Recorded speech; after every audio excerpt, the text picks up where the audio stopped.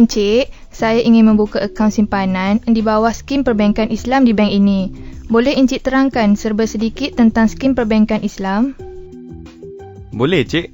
Skim perbankan Islam adalah perbankan yang berlandaskan prinsip Islam yang melarang riba atau faedah serta menggalakkan perkongsian untung dan rugi. Tapi apa beza skim perbankan Islam dengan skim perbankan konvensional? Skim perbankan Islam mempunyai tujuan yang sama dengan perbankan konvensional, tetapi operasinya berlandaskan prinsip syariah yang merujuk kepada Al-Quran dan Sunnah. Oh, tapi kalau begitu, bagaimana pendeposit memperoleh pulangan memandangkan skim perbankan Islam tidak membayar faedah ke atas deposit?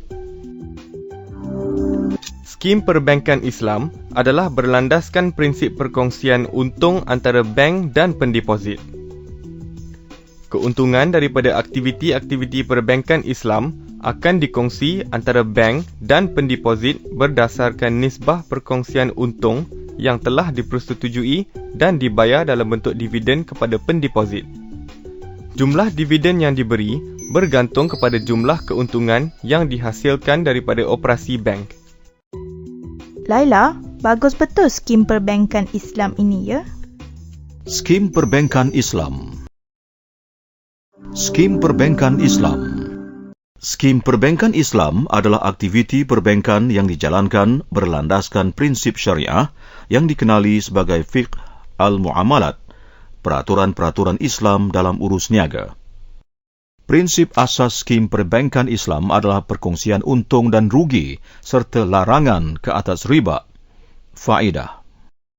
Bank perdagangan konvensional yang menyertai skim perbankan Islam mestilah mematuhi beberapa garis panduan yang telah ditetapkan oleh Bank Negara Malaysia, iaitu menubuhkan bahagian perbankan Islam, memperuntukkan dana perbankan Islam sebagai modal kerja bagi perbankan Islam dan mempunyai akaun semasa atau akaun penjelasan secara Islam yang berasingan dengan Bank Negara Malaysia.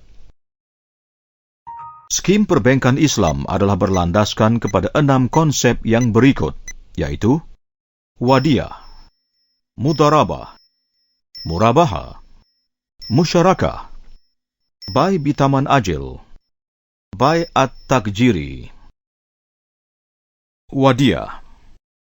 Wadiyah atau pemegang amanah bermaksud kontrak simpanan keselamatan antara penyimpan, pendeposit dan penjaga, bank, sebagai pemegang amanah.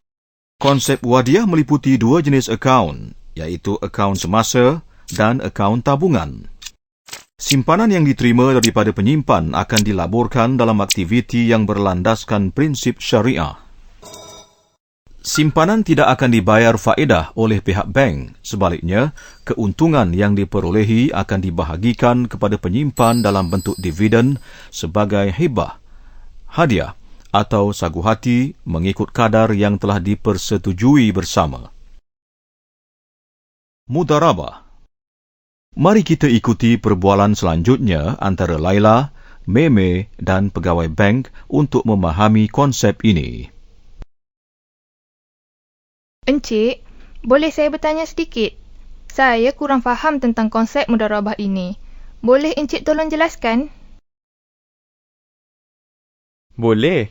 Mudarabah atau perkongsian keuntungan ialah perkongsian keuntungan antara penyimpan, iaitu pendeposit, dengan peminjam, iaitu pengusaha.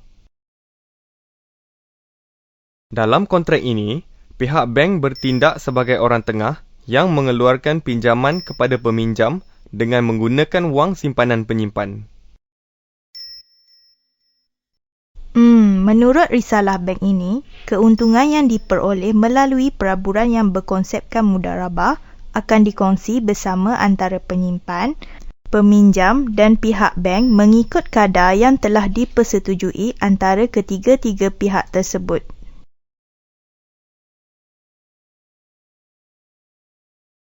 Sebaliknya, jika berlaku kerugian, penyimpan dan peminjam akan menanggung kerugian sepenuhnya. Ya, betul tu, Cik. Pihak bank pula tidak akan menanggung kerugian dalam bentuk modal, tetapi menanggung kerugian operasinya jika berlaku kerugian dalam pelaburan tersebut. Dalam akaun pelaburan mudharabah, penyimpan menyediakan modal dalam bentuk simpanan, manakala bank menguruskannya. Dalam pembiayaan projek mudharabah pula, bank akan bertindak sebagai pemilik modal dengan mengumpul semua simpanan penyimpan dan kemudian wang tersebut akan dipinjamkan kepada peminjam sebagai pelaburan bagi menjalankan perniagaan. Oh, begitu. Encik, bagaimana pula dengan konsep murabahah? Apa perbezaannya dengan konsep mudharabah? Jika cik berdua ingin penerangan lanjut, lebih baik cik berjumpa dengan puan pengurus bank. Beliau lebih arif tentang konsep-konsep skim perbankan Islam ni. Baiklah. Buy Bitaman Ajil. Buy Bitaman Ajil atau jualan secara ansuran adalah satu prinsip penjualan barang secara bertangguh atau bayaran secara ansuran yang melibatkan pihak pembeli dengan pihak bank.